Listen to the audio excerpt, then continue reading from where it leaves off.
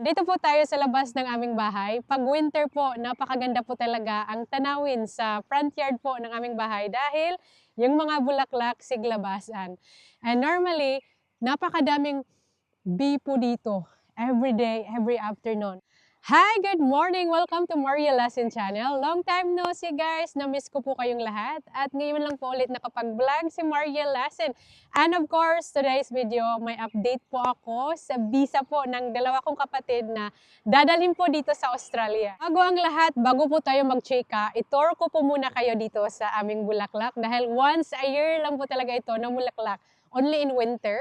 And alam nyo po, napaka-espesyal ng bulaklak na ito dahil itong branches po, kusa lang siya nahuhulog. Pag nahulog po yan, pag ganito po, automatic po ito, nabubuhay talaga siya. Kahit ilagay mo lang siya ng ganyan or kahit nahuhulog lang siya, kusa lang po siya nabubuhay. Napakadali lang po talaga siyang tanimin ang bulaklak na ito at napakaganda po sa inyong front yard. And hindi po siya kailangan ng heavy water. So, every summer, minsan dinidiligan namin. Pero ngayon winter, dahil sometimes very moist talaga every morning. So, hindi namin dinidiligan. Ang maganda po ng bulaklak na ito, ng pag-move po namin, kataas ang pagtanim nila, as in hanggang dito yan. And then, yung maganda, both side po yan nila tinanim. So, dito po. And actually, mas more bulaklak po dyan kaysa dito. Kaya, nagtanim po ako ng bago, kamin. So, itong mga bulaklak dito, wala po talaga yan dati. Mga bago ko po itong tinanim. As in, kakalagay ko lang po ito kahapon. Ito po, makikita nyo, bagong tanim pa po ito. And then, so far, is, as I said, napakadali lang po itong tanimin. Kahit itapon mo nga lang yan as in, nabubuhay po siya. Alam nyo po, in the last few days, wala po akong vlog. Alam ko, marami pong nagtatanong. Pero to be honest, malalaman nyo lang po son bakit hindi ako nakapag-vlog during yun po ng mga time. And marami din po kaming pinagabisihan. Kasi pag malaki po ang property nyo, grabe din po talaga yung maintenance. I mean, dati yung bahay namin is caravan. Then, nung pagbili po namin ng bahay, as in, nakita po talaga ng lahat kung gaano kalaki yung lupa or bahay na binili po namin. And then, marami po talagang nag-comments, nako, napakalaking bahay, napakalaking maintenance, or madaming maintenance po yan. At totoo po talaga, maraming maintenance po talaga pag malaki ang bahay nyo. Kailangan panay pruning po kayo, panay tining. Kahit ito po guys, minimaintain po talaga ito. Pero syempre, thankful po talaga kami na may bahay po kami. Pero ito lang po talaga yung reality. Pag malaki talaga yung bahay nyo, ang daming maintenance, tara, punta po tayo sa backyard. At nandito po tayo sa aming mga pananim. Kung naalala niyo po, mga more than 1 month ago, maliliit pa po itong aming cabbage. And soon, makapag-harvest harvest agad. Pero yes, grabe po yung ano po guys, yung development ng aming pananim. Mahilig po talaga ako sa cabbage. Pag sarili mo talagang tanim yung cabbage, ibang-iba talaga yung lasa. Kumpara yung nabibili niyo po sa supermarket. So, normally po, sa aming mga pananim, dahil napakadami po naming pananim, hindi po kami nag-stock up sa fridge, as in, harvest lang kami as we needed. Ito pala is coriander. Nagme-mix po kami ng herbs. Pag may mga gulay po kaming pananim, minimix po talaga namin ng herbs. Kasi we believe it can protect po sa mga insekto. Pag strong po yung mga herbs na nilalagay po sa mga pananim niyo, especially yung mga picture, yung mga green spinach, ayaw na ayaw po ng mga insekto, yung mga herbs. So pag winter, nakakatipid po talaga kami ng tubig. Twice a week or yes, twice a week lang po talaga kami nagdidilig. Although minsan umuulan, pero kailangan pa rin talaga naming diligan ng aming pananim. Especially pag nakikita po namin dry po itong cabbage. So ito po ay coriander din po ito. Yung coriander is napakasikat yan sa mga Vietnamese restaurant or kahit yung mga Thai food, yung mga Thailand food. Mahilig po sila sa mga herbs. Ang lalaki na dito ng honey. Have you noticed the cabbage here? It's a lot bigger than the other side. Oh, it's raining now. Hindi na natin kailangan magdilig. Pero since nandito na tayo, nakapagsimula na tayo, isusok ko na lang po sila ng tubig. Kasi yung ulan dito, it doesn't last long. Sa Pilipinas lang talaga kayo makapag-experience na mag-ulan all day. Dito, grabe yung ulan. As in, it's only last for 10 minutes. So, sometimes may mga year po talaga na heavy rain, pero paminsan-minsan lang talaga yan. Pero syempre, pag umuulan ng malakas, we're so happy. Nakakatipid po kami sa tubig.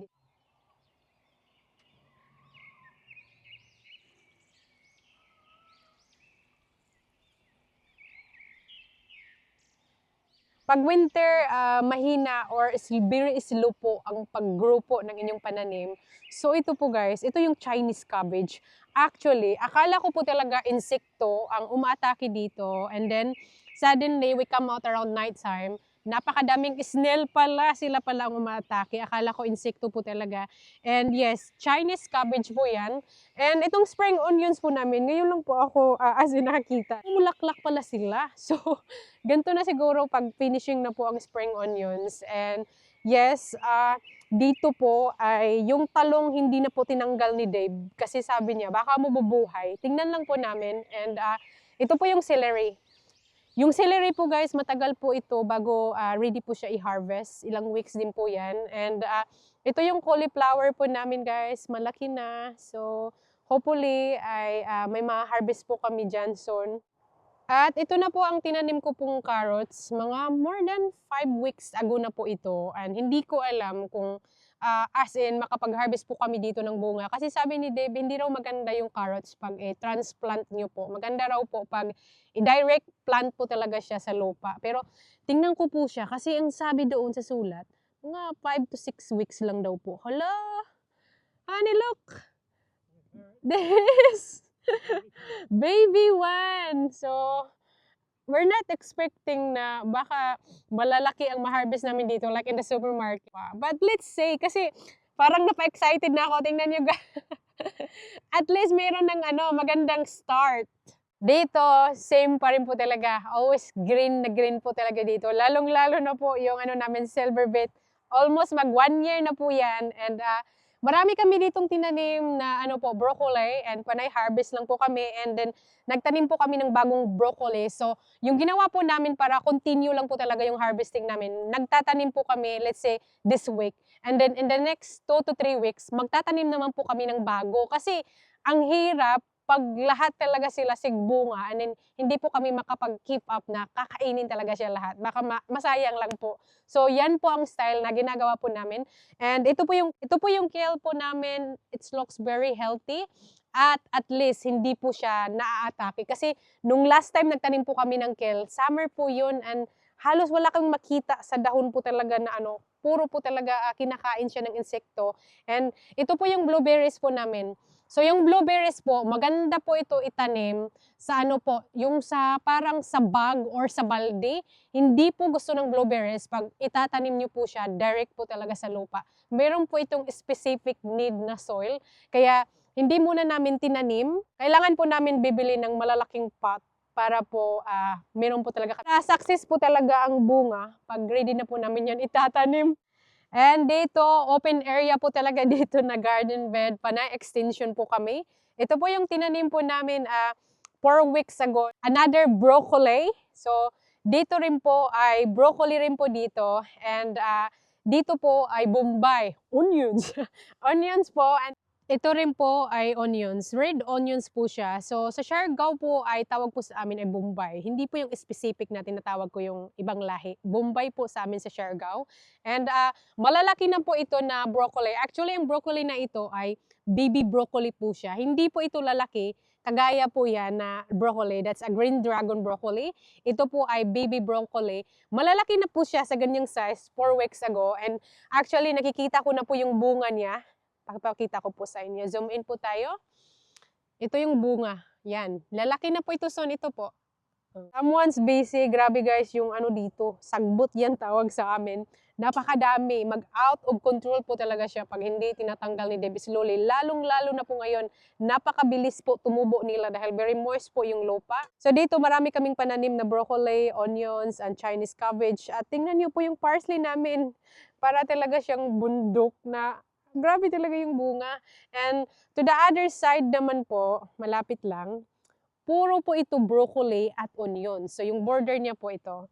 Sa labas po talaga ito. Square po ang paglagay po namin ng onions sa labas po ng broccoli kasi nga protection po yan and then hindi ito basta-basta maatake po ng mga insekto. And napakadaming broccoli po yan at the end is Chinese cabbage.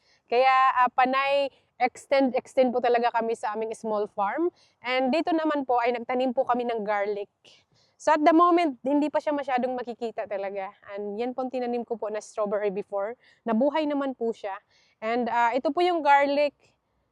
Medyo slow po dahil malamig. And medyo umuulan po guys and malamig. Kaya ngayon, pag-usapan na po natin ang visa po ng dalawa kong kapatid na plano ko po dalhin sa Australia. And I'm very, very excited po talaga na one day makapunta po sila dito sa Australia. And medyo matagal po talaga yung granted until kahapon ko pa po na-receive ang notification from April to May, June, July. So almost 3 months din po talaga ang waiting period ko po na malaman kung maaprubahan ba sila o hindi. And then kahapon ko pa po na-receive and unfortunately, hindi po naaprubahan ang dalawa ko pong kapatid. And yes, malungkot po talaga ako, to be honest. Kasi I have, siguro nag-set po ako ng high expectation na I'm just really hoping po talaga na maaprubahan po ang dalawa kong kapatid, especially si Kia Junjun, na gusto niya talaga maka-experience dito ang buhay Australia.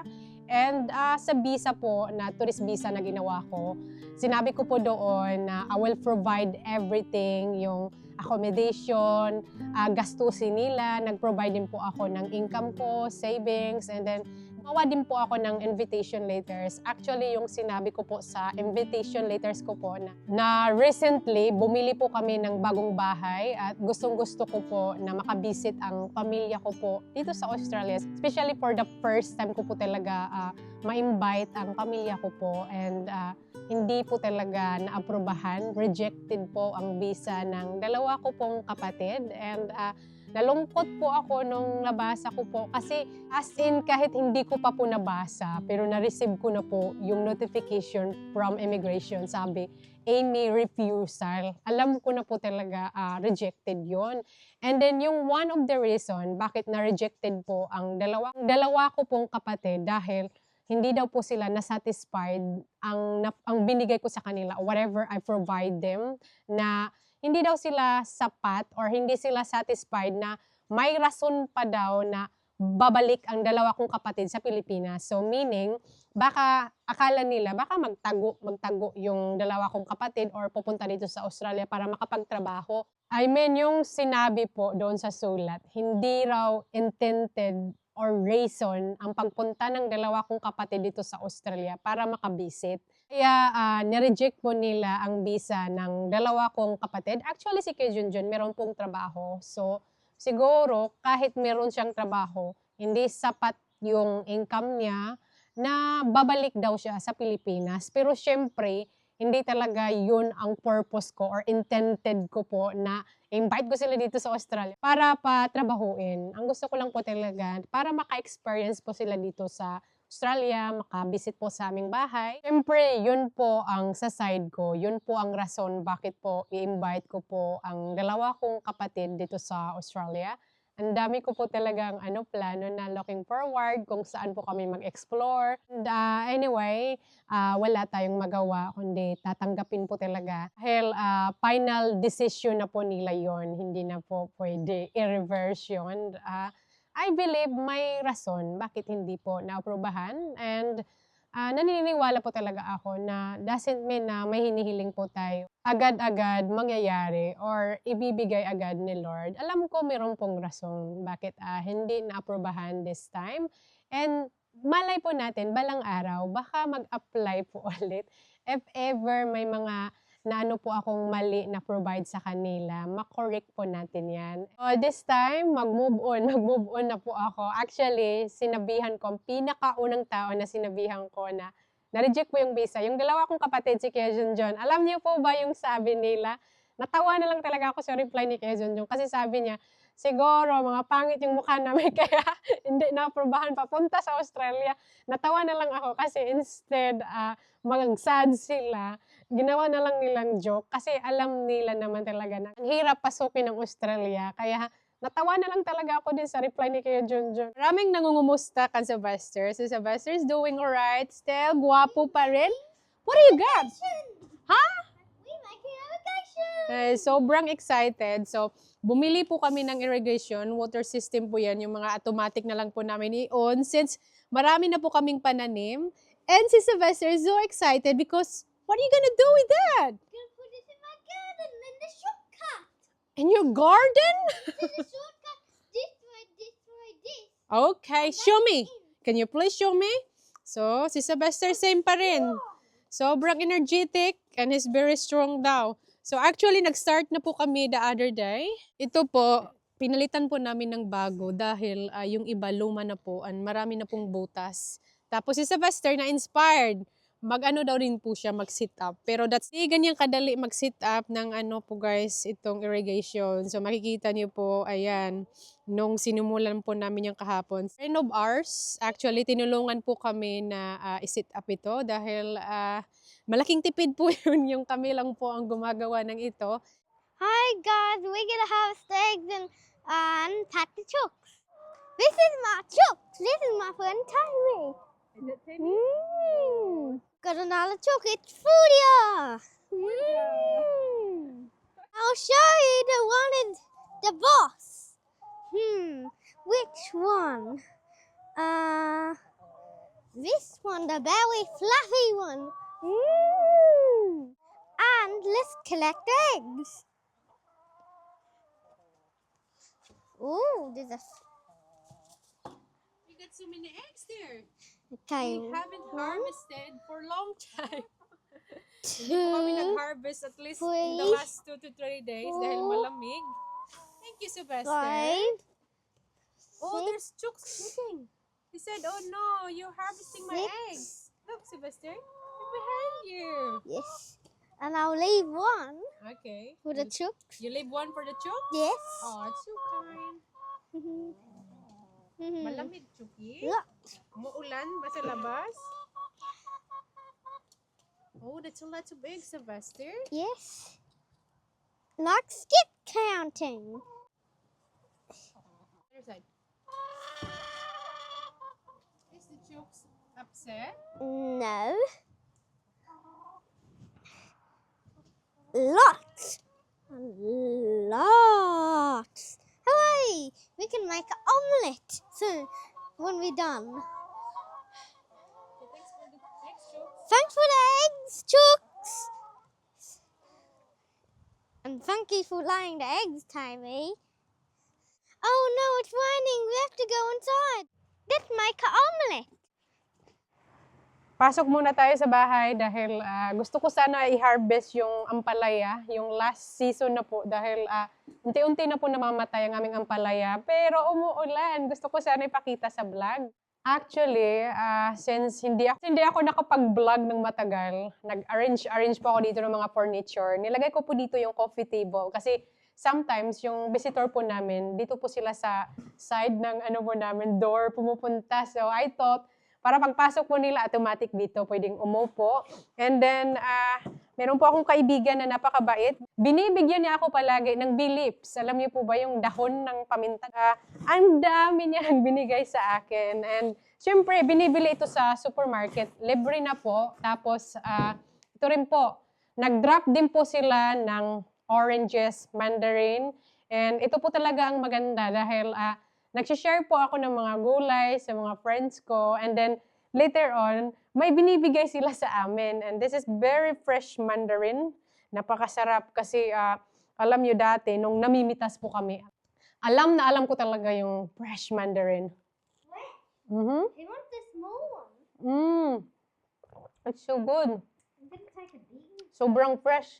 What is the orange? Friend of ours, they come here this morning and they dropped this mandarin. And ito po, tingnan niyo po yung apple po namin. Mga ilang araw and weeks na po kami hindi bumibili ng prutas, ng apple. So, ganito po kami. Bumibili po kami ng maraming apple para hindi palaging bumibili sa supermarket. Actually, pinitas talaga namin yan na apple. If you remember, nag-upload po ako ng harvesting apple. And maraming eggs! Ooh, someone enjoying the mandarin? Meron lang po akong ipapakita po sa inyo. Kahit nandito po ako sa Australia, ayan. Ganyan po kalaki yung family ko. Meron po akong family. Yeah, that's mommy. Ito po yung family picture po namin sa Siargao. I know we at Talon. Yeah, that's your grandma and grandpa, my parents. And kahapon pala ay pumunta po kami sa Adelaide City kasi si Deb, panay balik-balik talaga siya sa skin cancer. So sometimes nagre-remove po sila. Small surgery lang po. And then bumili po ako ng isda. Ang isda na ito ay napakamura. Sa about mga 400 something pesos in Philippines money. Tingnan niyo po yung isda. Have a look. So, parang ano po siya? Mullet fish or parang salmon, I don't know. Pero para sa akin, maganda na po ito na isda. Kasi the rest of the fish, sobrang expensive. Like, tag $50, $30. Eh, minsan, magtitipid din po talaga tayo. And ito, bumili din po ako ng salmon. Ito yung maganda dahil wild po ito na salmon. Mas healthy po yung wild na mga isda kaysa yung isda na ano po, yung farm. Against talaga yan si David kasi nga, hindi siya wild. Mas gusto niya yung wild daw dahil mas healthy po yung isda. So, ito po yung ni-remove po nilang most kang Dave. Napakaliit lang naman, pero padami na yung patanggal nila ng skin cancer sa kang Dave. And kailangan lang po talaga nearly every 3 months or every 6 months. But in the last few months, every 3 months po si Dave panay balik-balik. And yan talaga ang hindi maganda. Pag marami kayong moles, pag hindi agad mapansin ng doktor, it can lead to danger kasi pwede mag-spread. Especially if another, that kind of skin cancer, that's really danger.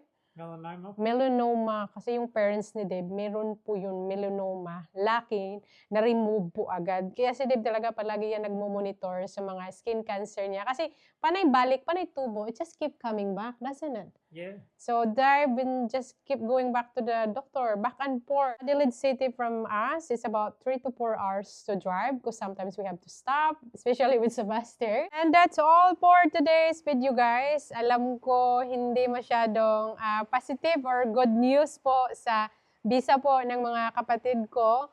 Pero thankful pa rin po talaga tayo sa ibang mga bagay. Huwag lang tayo masyadong malungkot kasi ako, malungkot na talaga dahil sa nangyari sa lupa and medyo ako yung na-depress kaunti.